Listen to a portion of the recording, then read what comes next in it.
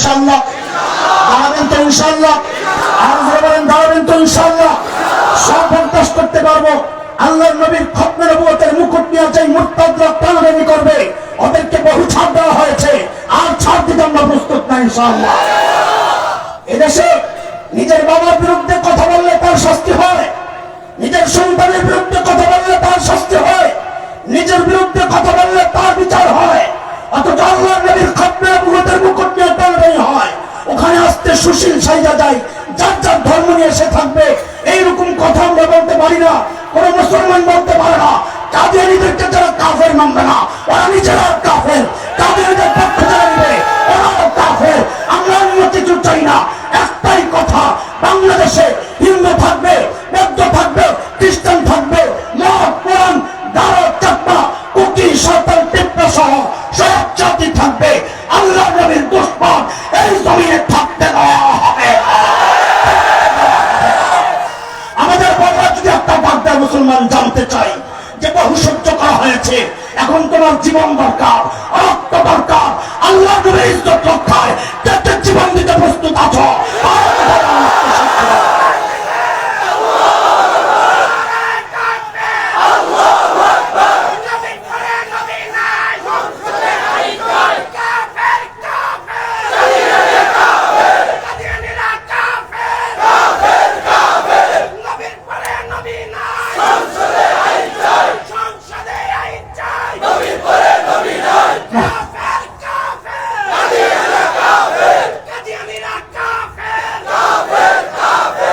বলেন তারিখ কবে?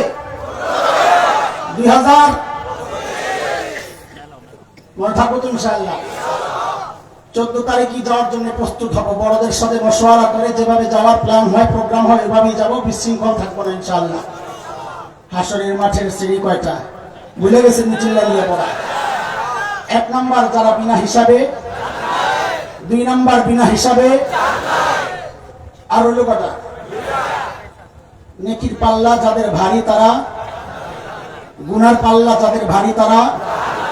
আমাদের আজকের আলোচনার মূল পয়েন্ট এটা। কারণ আগের যে 2 শ্রেণী গেছে, প্রথম শ্রেণী বিনা হিসাবে জান্নাতি, আশা তো করি, বাস্তবতা তো বিরোধী। আমাদের ভাই বলেছেন মুসলমান হিসাবে আমাদের যা করণীয় ছিল আমরা করতে পারছি না, আমাদের ব্যর্থতা। সেই হিসাবে বিনা হিসাবে জান্নাত যদি আল্লাহ দেন সে তো আল্লাহর দয়া, আমি উপযুক্ত না। বিনা হিসাবে জাহান্নামেও যাওয়ার আশা আমাদের নাই, যেহেতু আল্লাহ ঈমানের নিয়ামত দিয়েছেন আলহামদুলিল্লাহ। আর যে 2 শ্রেণী, আমাদের ওই 2 শ্রেণীতে থাকার সম্ভাবনাই বেশি। হয় কারো নেকির পাল্লা ভারী হবে, অথবা গুনার পাল্লা ভারী হবে। নেকির পাল্লা ভারী করার পদ্ধতি কোরআন সুন্নাহয় অসংখ্য ব্যবস্থা আছে নেকির পাল্লা ভারী করার।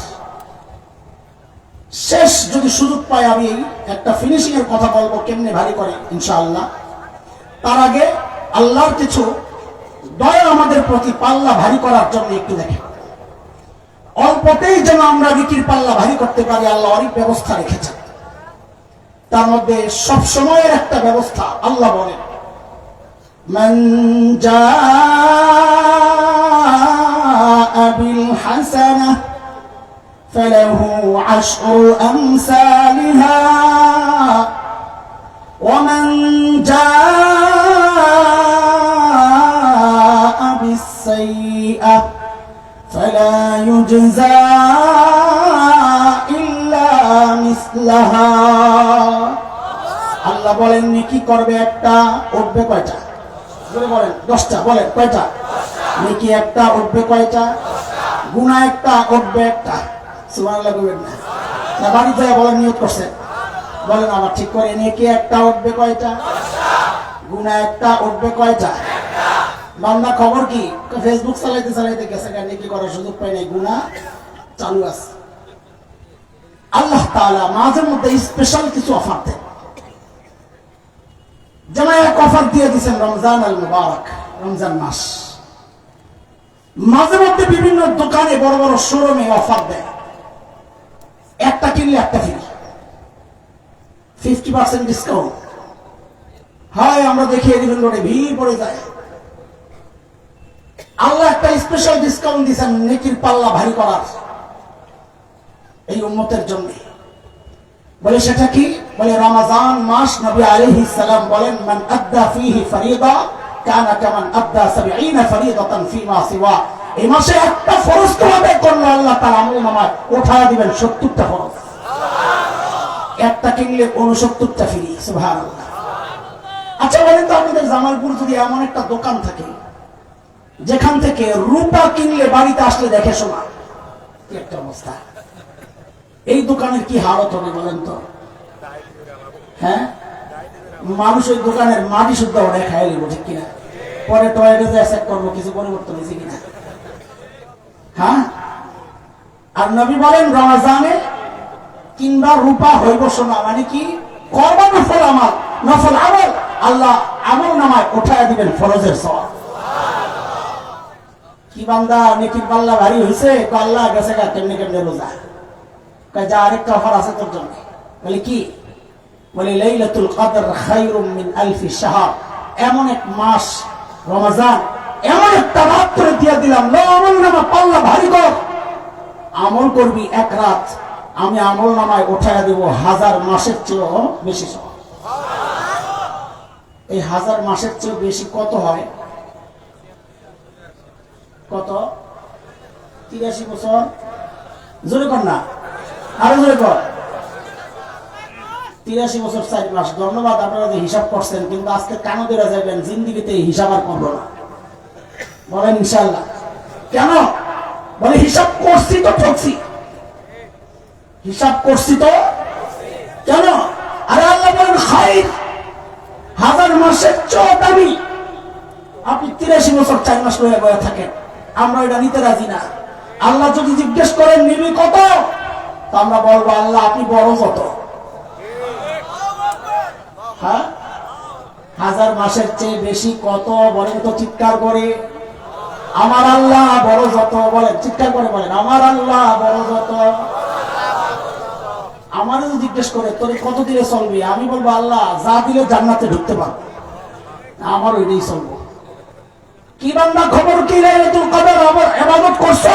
আল্লাহ ফেসবুকে ঢুকছিলাম, কোন সময় ফজর হয়ে গেছে টের পাই না। তো আরেকটা অফার, কিছু টাকা পয়সা লইয়া হজ উমরা এসব, মসজিদুল হারাম আছে একটা, নামাজ পড়বি 1 রাকাত, জামালপুর পড়লে যেখানে হয়তো সওয়াব যা, মসজিদুল হারামে পড়লে আমি ওখানে দিব 1 লক্ষ গুণ বেশি। সুবহানাল্লাহ। তো আসতে 1 লক্ষের দাম তোমার কাছে আসতে, সুবহানাল্লাহ। আল্লাহু আকবার, চিৎকার করে বলেন আল্লাহ। এইভাবে সারা বছর অফার চলতেই থাকে, কিন্তু এটা আমার বয়ান করার মূল মাকসাদ না। আসল জায়গা হলো পাশে। এই জায়গাটা একটু মনোযোগ সহ শোনা লাগবে। আসেনি মনোযোগ? কে কে ঘুমাইছেন একটু হাত উঠায় দেখান তো। আল্লাহু আকবার। এই মনোযোগের অবস্থা। সুবহানাল্লাহ। না ঠিক আছে, মনোযোগ দেন, শুনে। আচ্ছা বলেন তো, নেকির পাল্লায় গোটা বাংলাদেশটা যত ওজন হবে, কত ওজন, কত ট্রিলিয়ন টন হবে আল্লাহ মালুম। এই পরিমাণ নেকি যদি কারো নেকির পাল্লায় হয়, বলেন তো নেকির পাল্লা ভারী না হালকা? সবাই বলেন তো ভারী না হালকা? জোরে কম। এই পেস্টটা এখানে লাগছে, পেস্ট এখানেই লাগছে, পেস্ট ছুটাই আসে। বাংলাদেশ সমান নেকির পাল্লায় নেকি ভারী না হালকা? বলে না, এখনো বলার সময় হয় নাই। বলে কখন? বলে পাশের পাল্লার হিসাবটা আগে বলে দেন। বলে পাশের পাল্লায় ভারত সমান গুনাহ। এইবার বলেন নেকির পাল্লা ভারী না হালকা? বললেন ভারী, এখন বলে হালকা। কি বোঝা গেল দোস্ত? খেয়াল করেন, কি বোঝা গেল? পাল্লা নেকি, নেকির পাল্লায় নেকি আপনি দিবেন, অবশ্যই দিবেন, কিন্তু তার চেয়ে বেশি খেয়াল করা দরকার গুনার পাল্লার দিকে। কারণ গুনার পাল্লা যদি হালকা হয়, নেকি অল্প হলেও ভারী হয়ে যাবে। আল্লাহর টার্গেট বেশি আমল না। আর আমরা জানেন এটা, আল্লাহ বলেছেন ফাআম্মা মান সাকুলাত মাওয়াজিনুহু। কি বলছেন?